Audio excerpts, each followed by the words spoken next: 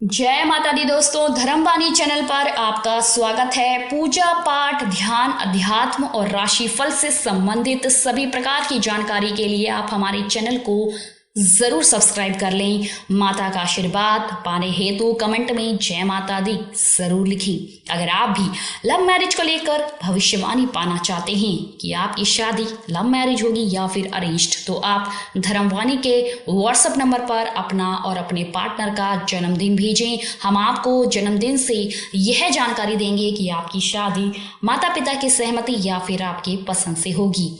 दोस्तों, अगर आपकी शादी में अड़चने आ रही हैं, शादी तय होने के बाद भी टूटे जा रही है, शादी में किसी न किसी प्रकार से बाधा आती रहती है, तो अब आप धर्मवाणी से शादी की सभी जानकारी कुंडली बनवाकर प्राप्त कर सकते हैं। इसमें आपको शादी कब, कहां, कैसे, किससे, किस दिशा में, कितनी दूरी पर होगी, ससुराल कितनी दूरी पर होगा, किस नाम से होगी शादी, किस राशि से करनी चाहिए, जीवन साथी का रंग रूप स्वभाव, उनका करियर, आपका करियर, किस परिवार में होगी आपकी शादी, ससुराल वाले कैसे होंगे, अमीर होंगे या गरीब, पति सरकारी नौकरी वाला होगा या प्राइवेट नौकरी वाला, ससुराल का घर द्वार कैसा होगा, सास ससुर का स्वभाव कैसा होगा, ससुराल के लोग कैसे होंगे, आपकी शादी अपनी जाति, समुदाय, धर्म में होगी या अंतर जातीय विवाह होगा, लड़का कितना पढ़ा लिखा होगा, उसकी लंबाई, उम्र कितनी होगी, अगर आप लव मैरिज करने के इच्छुक हैं तो माता पिता की सहमति मिल पाएगी या नहीं, इन सभी प्रकार की बातों का जवाब आपको मिल सकता है।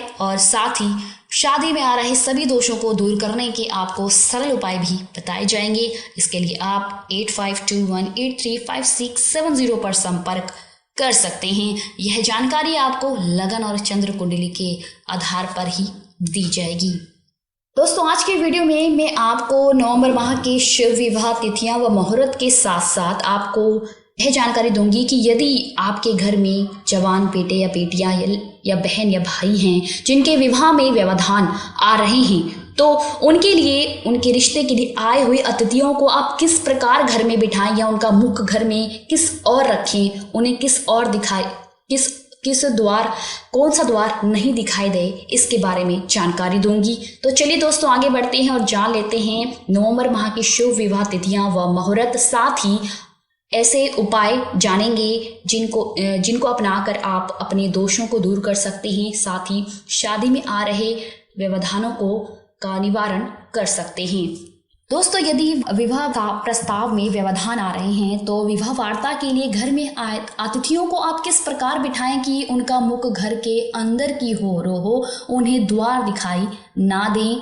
तो चलिए दोस्तों, आगे बढ़ते हैं, जानते हैं। यदि मंगल दोष के कारण अगर आपके घर में आपकी बेटी, बेटे या फिर भाई बहन का विवाह में विलंब हो रहा है या अड़चने आ रही हैं, तो उसके कमरे के दरवाजे का रंग लाल अथवा गुलाबी रखना चाहिए। विवाह योग्य युवती युवक के कक्ष में कोई भी खाली टंकी, बड़ा बर्तन बंद करके नहीं रखना चाहिए। अगर कोई भारी वस्तु हो तो उसे भी हटा दीजिए।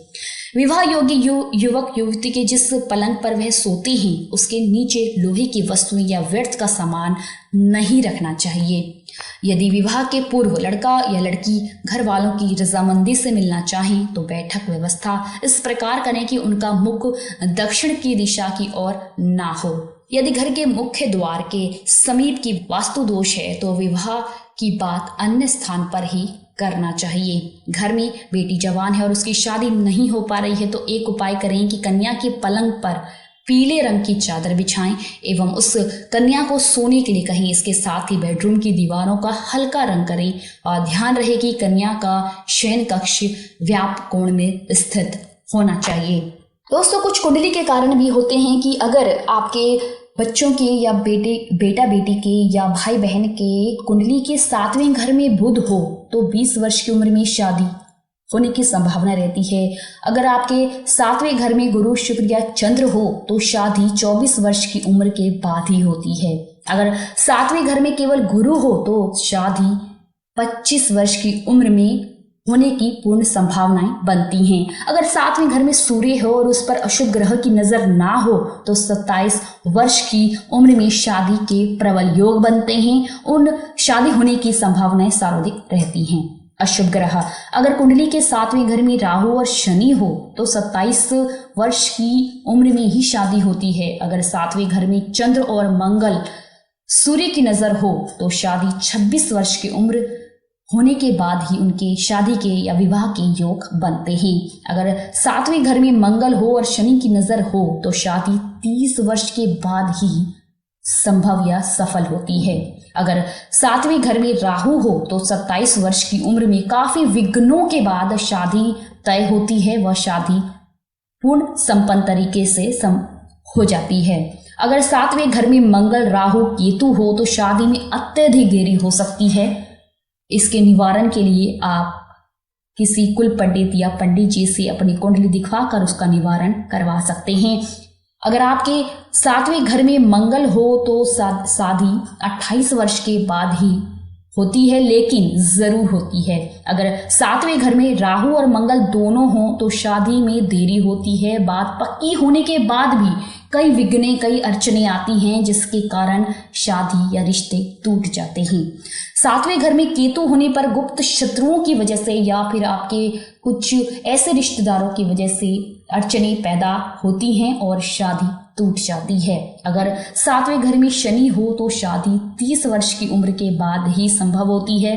अगर 7वें घर में शनि मंगल, शनि राहु, मंगल राहु या शनि सूर्य या सूर्य मंगल या सूर्य राहु एक साथ हों तो विवाह में अत्यधिक देरी होती है। काफी विघ्न, काफी समस्याएं आकर खड़ी होती हैं, जिनका निवारण आप कुंडली बनवाकर पंडित जी से या गुरु जी से समाधान करवा सकते हैं। तो चलिए दोस्तों आगे बढ़ते हैं और जान लेते हैं इस साल यानी कि साल 2022 के नवंबर माह के शुभ विवाह तिथियां व शुभ विवाह मुहूर्त। इस साल यानी कि साल 2022 के नवंबर माह की प्रथम विवाह तिथि है 24 नवंबर साल 2022। दिन रहेगा बृहस्पतिवार और शुभ विवाह मुहूर्त है 3:04 PM से 7:37 PM। नक्षत्र है अनुराधा, तिथि है प्रतिपदा। दूसरी तिथि है नवंबर माह की नवंबर 25 की साल 2022। दिन रहेगा शुक्रवार। शुभ विवाह मुहूर्त है 10:45 PM से लेकर 6:52 AM नवंबर 26 तक। नक्षत्र है मूल, तिथि रहेगी तृतीया। अगली तिथि है नवंबर 27 साल 2022। दिन रहेगा रविवार। शुभ विवाह मुहूर्त है 9:34 PM से लेकर 6:56 AM नवंबर 28 तक। नक्षत्र है उत्तरपाषाण, तिथि है पंचमी। दोस्तों वीडियो में बताई गई जानकारी ज्योतिष, पंचांग, मान्यता और धर्म ग्रंथों से दी गई है। हमारा उद्देश्य महज सूचना पहुंचाना है, आप इसे सूचना हेतु ही लें। इसके अतिरिक्त अगर आप इसे मानते हैं, अपनाते हैं या फिर इनका उपयोग करते हैं तो इससे पहले अपने नजदीक के कुल पंडित से अवश्य संपर्क कर लें। आप चाहें तो धर्मवाणी से भी संपर्क कर सकते हैं। यह जानकारी आपको जन्मदिन के हिसाब से दी गई है, कुंडली से इसमें मामूली बदलाव हो सकते हैं। दोस्तों इस तरह की और अन्य जानकारी और अन्य वीडियो देखने के लिए हमारे चैनल को जरूर सब्सक्राइब कर लें। आपको ये जानकारी कैसे लगी लाइक, कमेंट और शेयर कर हमें जरूर बताएं। माता रानी की कृपा से आपके चेहरे पर हमेशा मुस्कान बनी रहे। आप सब परिवार स्वस्थ एवं सुखी रहें। आप सभी के प्यार और स्नेह के लिए आप सभी को हृदय से धन्यवाद। आप लोग इसी तरह हमारे साथ जुड़े रहें। इन्हीं शुभकामनाओं के साथ मैं आपसे विदा लेती हूँ कि आप जहाँ रहें मस्त रहें, स्वस्थ रहें, व्यस्त रहें।